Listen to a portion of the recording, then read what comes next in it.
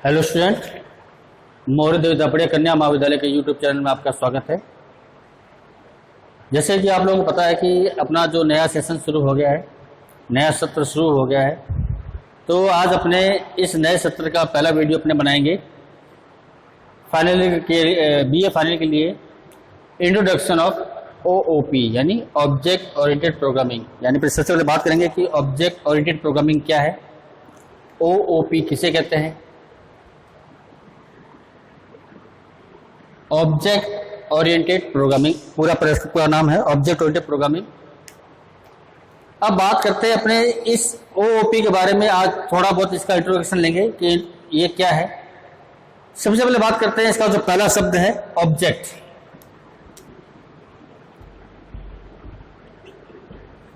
Object क्या होता है, पहले इसके बारे में बात करेंगे, फिर आगे देखेंगे। अगर ओओपी के हिसाब से देखा जाए या सामान्य अपने अगर कोई इसकी परिभाषा दे तो क्या कहेंगे कि ऑब्जेक्ट दुनिया की प्रत्येक वस्तु को आप ऑब्जेक्ट बोल सकते हो, या ऐसे बोल सकते हो कि दुनिया की हर वस्तु जो रियल में है वो आपकी क्या है, एक ऑब्जेक्ट है। और जहां ऑब्जेक्ट होता है उसका फंक्शन उसके साथ में उसका हमेशा जुड़ा हुआ रहता है। कोई भी ऑब्जेक्ट हो सकता है, कोई भी रियल वर्ल्ड का जो कोई भी एलिमेंट्स आपका क्या हो सकता है, ऑब्जेक्ट हो सकता है। और जो ऑब्जेक्ट होगा उसके साथ में उसका होगा उसका फंक्शन जरूर होगा, यानी प्लस क्या होगा, आपका फंक्शन होगा। Object plus function. जैसे मान लीजिए अपने कोई एग्जांपल लेते हैं, तो ये मार्कर है, ये बोर्ड मार्कर, ये क्या हो सकता है, ये भी आपका ऑब्जेक्ट हो सकता है। अब इसका फंक्शन देखें तो फंक्शन क्या है, ये चलता है, लिखने काम आता है, तो ये क्या हो गया, इसका फंक्शन हो गया। ये बोर्ड है, ये व्हाइट बोर्ड भी क्या एक ऑब्जेक्ट हो गया। अब इसका फंक्शन ये लिखने काम आता है। यानी अगर आप किसी भी चीज को देखें, अगर आप उसको रियल वर्ल्ड के हिसाब से देखें या ओओपी के हिसाब से देखें, तो दुनिया की हर वस्तु को ऑब्जेक्ट मानते हैं और उस ऑब्जेक्ट का साथ में क्या होगा, फंक्शन होगा। उसको क्या कहेंगे, अपने ऑब्जेक्ट ओरिएंटेड। अब यहाँ पर वो वस्तु का क्या उपयोग है या उसका क्या उपयोग है उसको देखेंगे। इसमें उस वस्तु का उपयोग नहीं है, ओओपी के अंदर उस वस्तु का उपयोग नहीं हो रहा है, उस वस्तु के सिद्धांतों का प्रयोग हो रहा है। उस वस्तु के सिद्धांतों का प्रयोग अपने ओओपी के अंदर करते हैं। जैसे मान लीजिए अगर आप कोई लैंग्वेज का प्रयोग करते हैं, अगर आप कोई लैंग्वेज कोई कंप्यूटर लैंग्वेज आप यूज में करते हैं, जैसे मान लीजिए सी है, C++ है, या कोई और भी लैंग्वेज है, तो जो सी लैंग्वेज है, सी लैंग्वेज आपकी कैसी लैंग्वेज है, सी आपकी प्रोसीजर प्रकार की लैंग्वेज है। किस प्रकार की लैंग्वेज है, प्रोसीजर। प्रोसीजर का मतलब क्या होता है कि इसमें ग्रुप ऑफ स्टेटमेंट, कथनों का एक समूह होता है, जिनको आप एक क्रम के अनुसार लिखते हैं, एक के बाद एक आप अपने आवश्यकता के अनुसार, जैसे आपके कार्य है, जैसे आपके कमांड से, उसके आधार पे आप उन कथनों को लिखते हैं। तो जो कंपाइलर है वो आपका इन कथनों के आधार पे एक एक करके उसको पढ़ता है और उसको बाद में क्या करता है, एग्जीक्यूट करता है। उनको क्या करता है, एग्जीक्यूट करता है कथनों को एक के बाद एक पढ़कर। तो ये जो टॉप टू डाउन का जो सिद्धांत है, ये आपका सिद्धांत आता है प्रोसीजर लैंग्वेज में आता है। जैसे सी लैंग्वेज है, जो सी लैंग्वेज आपकी प्रोसीजर प्रकार की लैंग्वेज है, इसमें टॉप डाउन सिद्धांत का प्रयोग होता है, यानी इसमें प्रोसीजर का प्रयोग होता है। जबकि सी भाषा को विकसित करके जब C++ बनाया गया तो उसको प्रोसीजर की जगह क्या बनाया गया, ओओपी प्रकार का बनाया गया, यानी ऑब्जेक्ट ओरिएंटेड प्रोग्रामिंग बनाया गया। ऑब्जेक्ट ओरिएंटेड प्रोग्रामिंग क्या होता है कि इसमें प्रोसीजर पे ध्यान नहीं दिया जाता कि प्रोसीजर आपका क्या है, इससे ओओपी का कोई मतलब नहीं है। इसमें इसका मतलब ये है कि आपका ऑब्जेक्ट है वो किस प्रकार का है, उसको किस प्रकार से क्रिएट किया गया है, वो किस प्रकार की वैल्यू लेगा, उस ऑब्जेक्ट पे क्या क्रिया करवानी है, उस ऑब्जेक्ट का क्या फंक्शन है और उसका क्या आउटपुट आएगा, ये सभी काम देखे जाते हैं ओओपी के अंदर। ओओपी के अंदर प्रोसीजर से कोई मतलब नहीं होता है, सारा फोकस कहाँ पे होता है, ऑब्जेक्ट पे होता है।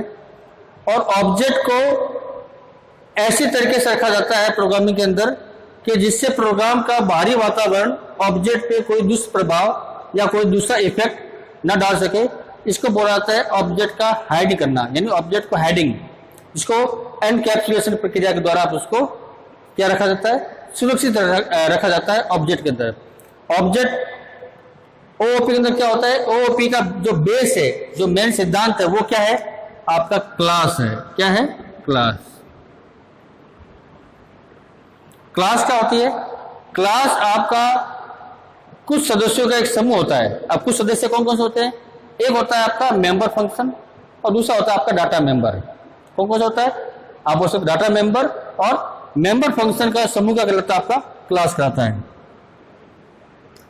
और क्लास के अंदर जो ऑब्जेक्ट आपके डिक्लेयर होते हैं वो उनका स्कोप यानी उनका कार्य क्षेत्र कहाँ तक होता है, उस क्लास तक ही सीमित होता है।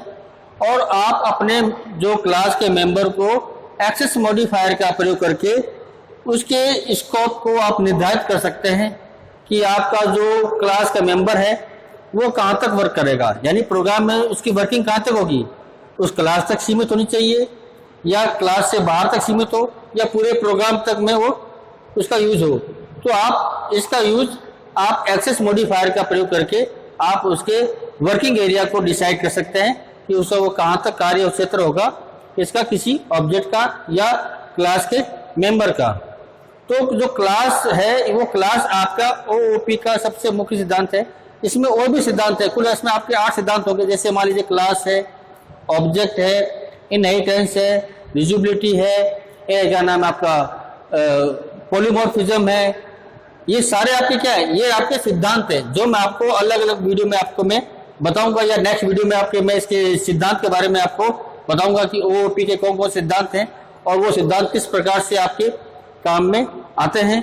तो जो अपना ओओपी है, ओओपी के अंदर आपको कुल मिला के ये विशेष बात का ध्यान रखना है कि ऑब्जेक्ट ओरिएंटेड प्रोग्रामिंग के अंदर प्रोसीजर पे ध्यान ना दिए कि सारा ध्यान ऑब्जेक्ट ओरिएंटेड प्रोग्रामिंग के अंदर किसका होता है, ऑब्जेक्ट पे होता है कि ऑब्जेक्ट किस प्रकार का है, वो किस प्रकार की वैल्यू लेगा, वो किस प्रकार का कार्य करेगा, उसका फंक्शन कैसा है, उसका फंक्शन किस प्रकार से ऑब्जेक्ट पे वर्क करेगा, क्या आउटपुट देगा।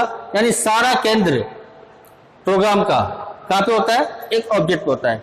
तो जो ऑब्जेक्ट के आधार पे जो प्रोग्रामिंग डिजाइन की जाती है उसको आप क्या बोलेंगे, ऑब्जेक्ट ओरिएंटेड प्रोग्रामिंग बोलेंगे।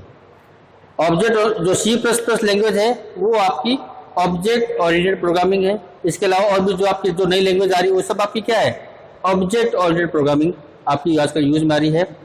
तो ये जो वीडियो बनाना था, इस वीडियो में मेरा जो मेन जो था वो था आपका ऑब्जेक्ट ओरिएंटेड प्रोग्रामिंग के बारे में आपको बताना, आपको इंट्रोडक्शन देना।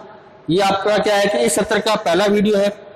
तो मैं आपको इस क्षेत्र के जो पहले वीडियो में मैंने आपको हल्का फुल्का सा मैंने आपको बताया कि ओओपी क्या है, इसके बारे में अपने ओओपी के बारे में पूरा अपना बहुत सारे टॉपिक हैं जो मैं आपको अलग अलग वीडियो में मैं आपको बताऊंगा, पढ़ाऊंगा। आज के वीडियो में केवल इतना ही। इस वीडियो से मुझे कोई भी क्वेरी हो तो आप मुझे कमेंट बॉक्स में कमेंट करके पूछ सकते हैं, मैं आपकी क्वेरी का जवाब आपको जरूर दूंगा। धन्यवाद।